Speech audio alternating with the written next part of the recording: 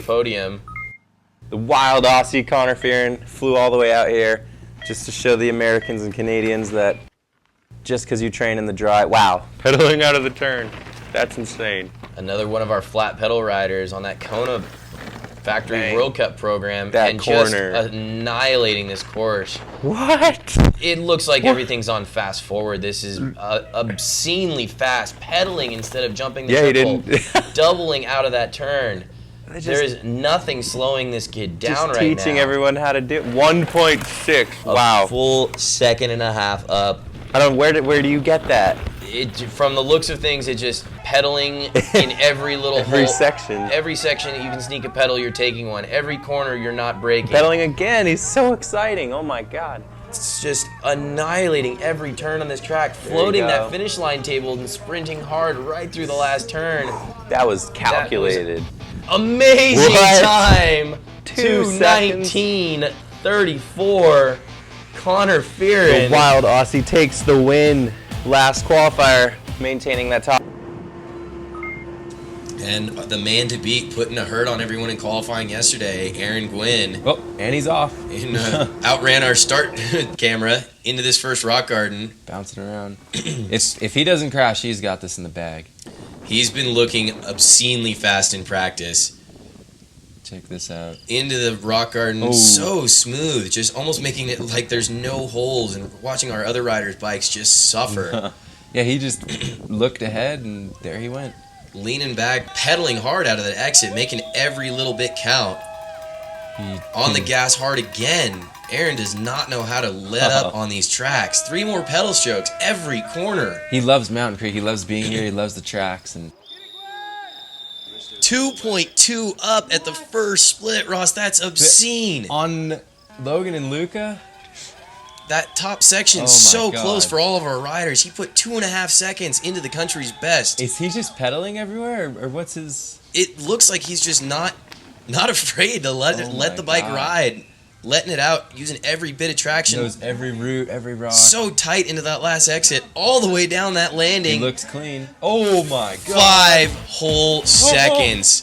Wow. That's America's finest, right? 2:05.8 on Luca Shaw. That is amazing. That was some amazing racing. Chest protector moving behind him. Who we got here? This is Mr. Shawn Neer, actually recovering from almost disaster yesterday in qualifying. Snapped his chain right out of the gate, so he's going to be looking for vengeance on this track. He's still qualified pretty far up there if he's going after Cole and Bubba. Yeah, he was inside the top 10, I believe, in qualifying. Did you see him pedal there? Sneaking pedals everywhere. Jeez. He's actually, Ross, he's riding one of those new Yeti trail bikes. Wow. 5 seconds? 5 whole seconds Where up. do you, I mean, he looks crazy. Where do you get that? He's sneaking pedals everywhere. Look at that. Do you think it's ridiculous. inside to inside. I think the trail bike just accelerates, or? On this track, I would be hard to say. It's such a rough, such a high-speed track. It seems like a trail bike would be a detriment to him, but it's working for him right now, Ross. Maybe the... Wow. This is just unbelievable. 5 seconds, only a minute and a half in. Whoa! What's a flat? So what? Wow! 3:55. That is so nuts. That's over 10 seconds faster than our fastest qualifier yet. Sure, he's gonna. And here is our athlete of the week and the danger man, Gwin, all the way from SoCal, making the drive just to claim that national championship title. Let's see if he can do it. Is this 2 years in a row? This would be 2 years in a row, and probably, I think, his 3rd or 4th national title, kind of bursting on the scene and really commanding that top American spot. So just the speed that he's able to attack these courses at almost looks like he's not trying as hard, but we see like his bike actually working very hard. He's not airing it out. He's not working too hard. But he's definitely going really fast. Wow, so much speed through that corner. Still, let's look at our split time. Luca Shaw. What? Whoa, almost 3 seconds up at split number 1. That's nuts. We did see an amazing lower section, though, from Mikey Silvestri. Let's see if Aaron can keep it on pace with these loose corners. Aaron clipped in, Mikey on flat, so the benefit really going to Aaron right now, being able to pedal, but we see him coasting a lot of this. Saving energy. I mean, we're at 10,000 feet. He's definitely true. Choosing a different line, bunny hopping over into that section, into the step straighten it out. He's going to drop into our elevator shaft here in a minute. There he is into view. Wow, rear bouncing. wheel kicking up, airing over the corner, and so much speed through the bottom of this track across the line. Is that 320? 3:20.52. No way. Beating his seat time by just over a second. And That's- your new national champion. Well, not new, but repeat from last year. Gwin commanding. Wow, just by about 3 full. All right, and the man we just saw, Our #1 qualifier.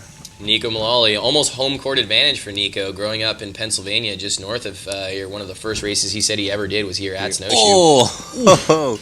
His Did you see it mechanic is bottom out? not going to be happy about what that rear wheel looks like. His mechanic's his brother, too. So. Well, I guess that's kind of maybe his brother did something wrong, so Neko did it on purpose, so he has another wheel to build. Well, so Neko's won this race the last 2 years, so he knows the track. Whoa! Sending that as similar to Phil's line, just gapping out into the flats. A little bit down, but he definitely excels through the rocks. So let's take a look at these next couple sections. And this is really where we're going to see Neko's speed and comfortability here in Snowshoe. Wow, entrance speed into this section so I fast. just want to watch. He's so just like There, into the backside, just narrowly missing the tree, gapping it out. Then choosing a On very the- similar line to everybody else, but seems to be just barely skipping over the outsides of these rocks, yeah, keeping it a little bit the rocks smoother. didn't really direct his bike too much. Oof, So. getting a little passenger right there in this last section, stretching for the quad. Almost looked like he was going to rail into one of those trees. Coming down the last little home stretch. The man to beat, Here new we go. time.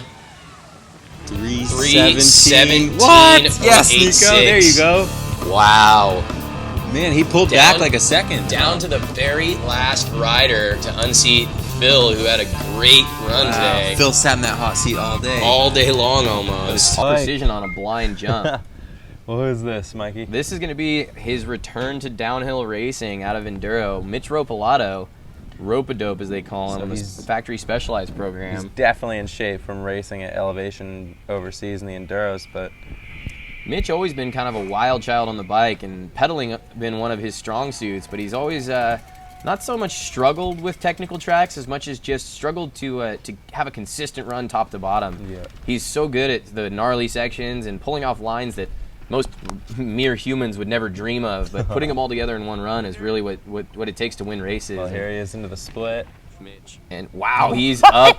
Whoa, that was a really creative line there. Did you see him bounce in between the trees? That triple drop, having so many riders get so compressed and bounce Oh, off, man. almost offline. He's just Mitch, pedaling out of everything. Mitch just seemed found a little bit of extra smooth transition on the very edge of the track and bounced all the way straight into those corners. The camera guy looks stoked. He knows. He's on a flyer run right now. In through the lower section. Again, choosing that outside line, maybe thinks it's a little It's smoother, smoother, able to definitely. hold a little bit more exit speed. It is longer. We have the theory of fastest way down the track is the shortest way, but we'll see.